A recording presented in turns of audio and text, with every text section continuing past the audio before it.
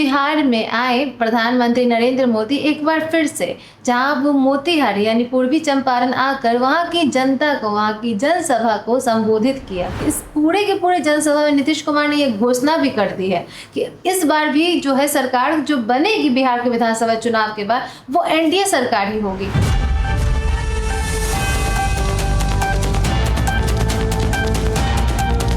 नमस्कार, मैं सुरभि मानसी और आपने देखना शुरू कर दिया है एकदम कड़क। तो आज बिहार में आए प्रधानमंत्री नरेंद्र मोदी एक बार फिर से, जहां वो मोतिहारी यानी पूर्वी चंपारण आकर वहां की जनता को, वहां की जनसभा को संबोधित किया। इस मौके पर बिहार के उप मुख्यमंत्री सम्राट चौधरी ने और मुख्यमंत्री नीतीश कुमार ने स्वागत किया प्रधानमंत्री नरेंद्र मोदी का, और साथ ही साथ अपना आभार भी व्यक्त किया। इस मौके पर जनसभा के सामने स्पीच देते हुए उप मुख्यमंत्री सम्राट चौधरी ने यह भी कहा कि 2014 से अभी तक 53वें बार बिहार के दौरे पर प्रधानमंत्री नरेंद्र मोदी आए, और जब जब वो आते हैं बिहार को कुछ न कुछ ऐसी सौगातें देते हैं, नई सौगातें देते हैं कि बिहार एक नई ऊंचाई पर जाने को अग्रसर हो जाता है। हम जब भी उनके पास झोला लेकर जाते हैं, यानी प्रधानमंत्री नरेंद्र मोदी के पास झोला लेकर जाते हैं, तब वो हमें बोरा भरकर पैसा देते हैं विकास के लिए, बिहार की उन्नति के लिए।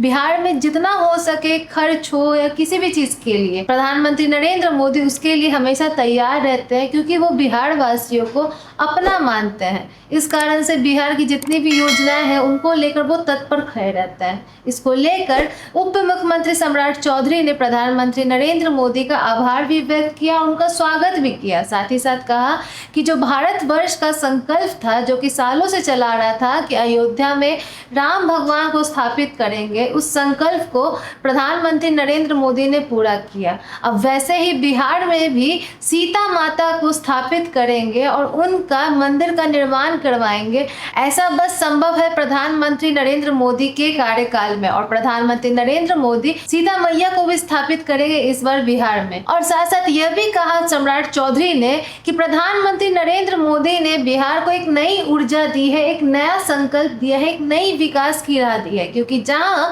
बिहार में पहले कच्चे मकान रहते थे, क्योंकि बिहार एक गरीब राज्य है और यहाँ पे गरीबी से त्रस्त लोग, व्यस्त लोग जो है कच्चे मकान में रहते थे, उनके पास सही से छत नहीं होती थी। उनको प्रधानमंत्री ने प्रधानमंत्री आवास योजना के तहत घर मुहैया करवाया, पक्के घर मुहैया करवाए, जिनकी संख्या 60 लाख है अभी तक, और दिन प्रतिदिन इसको और बढ़ाएंगे प्रधानमंत्री नरेंद्र मोदी। और आज यानी कि जनसभा में मोतिहारी में उन्होंने कई सौगातें दी हैं बिहार वासियों को। साथ ही साथ बिहार वो राज्य है जहां पर 2 एम्स है, यानी कि आप देख सकते हैं प्रधानमंत्री नरेंद्र मोदी जब भी आते हैं बिहार को सौगातों से भर देते हैं। ऐसा दावा किया है उप मुख्यमंत्री सम्राट चौधरी ने, और उनको आभार व्यक्त करते हुए उन्हें हमेशा बिहार आने के लिए अभिवादन किया, और कहा है कि हर बार ऐसे ही आप बिहार आए और बिहार वासियों से मिलकर बिहार वासियों को सौगात दें। जिसके बाद नीतीश कुमार भी अपने भाषण में उन्होंने प्रधानमंत्री नरेंद्र मोदी का जहां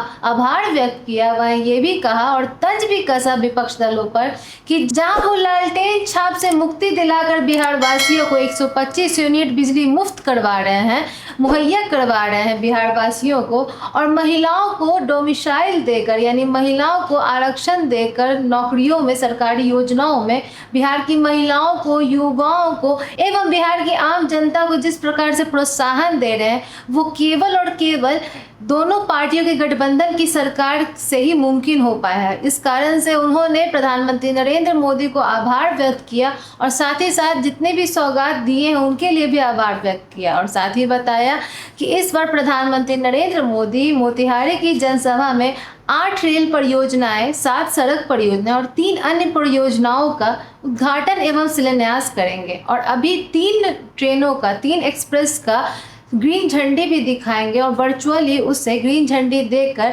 बिहार को एक नई रफ्तार देंगे। इसको देखते हुए आप देख सकते हैं कि नीतीश कुमार यानी बिहार के मुख्यमंत्री और बिहार के उप मुख्यमंत्री सम्राट चौधरी ने विपक्ष दलों को तो तंज कसा ही, निशाना साधा ही, वहीं अपने कार्यों का भी बखान किया कि इतने सालों में उन्होंने कौन कौन से कार्य किए हैं। और साथ ही साथ इस पूरे के पूरे जनसभा में नीतीश कुमार ने यह घोषणा भी कर दी है कि इस बार भी जो है सरकार जो बनेगी बिहार के विधानसभा विधानसभा चुनाव के बाद वो एनडीए सरकार ही होगी, क्योंकि ये दोनों ही पार्टियां मिलकर बिहार को एक विकास की ओर अग्रसर कर रहे हैं और धीरे धीरे इनकी संख्याएं दिन प्रतिदिन बढ़ती जा रही हैं। हर महीने कोई ना कोई नई सौगात प्रधानमंत्री नरेंद्र मोदी देते हैं और इस चुनावी वर्ष में तो उन्होंने कई सौगात दी है। साथ ही साथ सड़कों का जाल बिहार में बिछा दिया है और कई स्टार्टअप योजनाओं और युवाओं के प्रोत्साहन को लेकर कई योजनाओं परियोजनाओं के बारे में भी योजनाओं को बताया है और साथ ही साथ कई योजनाओं परियोजनाओं का उद्घाटन एवं शिलान्यास करके बिहार को तरक्की की ओर और विकास की ओर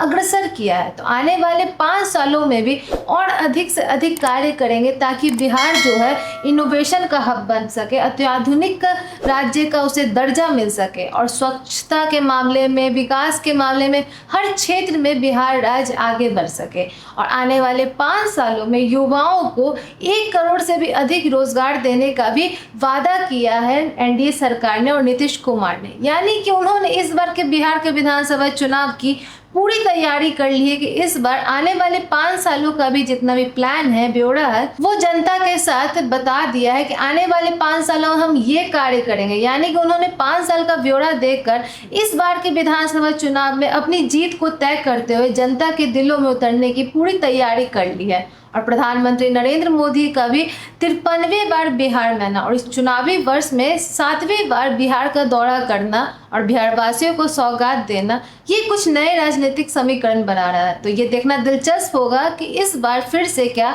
एनडीए सरकार जनता का दिल जीत पाती है, जनता के दिलों में उतर पाती है, या फिर कुछ नए समीकरण हम इस बार देख सकते हैं बिहार के विधानसभा चुनाव में। वैसे आपकी इस पर क्या राय है, कमेंट बॉक्स में हमें साझा करें और आप इस जनसभा से कितने प्रभावित हुए ये भी हमें कमेंट बॉक्स में जरूर बताएं। सब्सक्राइब करें, बेल आइकन प्रेस करना ना भूलें ताकि आपसे कोई भी अपडेट मिस ना हो जाए। बने रहें एकदम कड़क के साथ। धन्यवाद।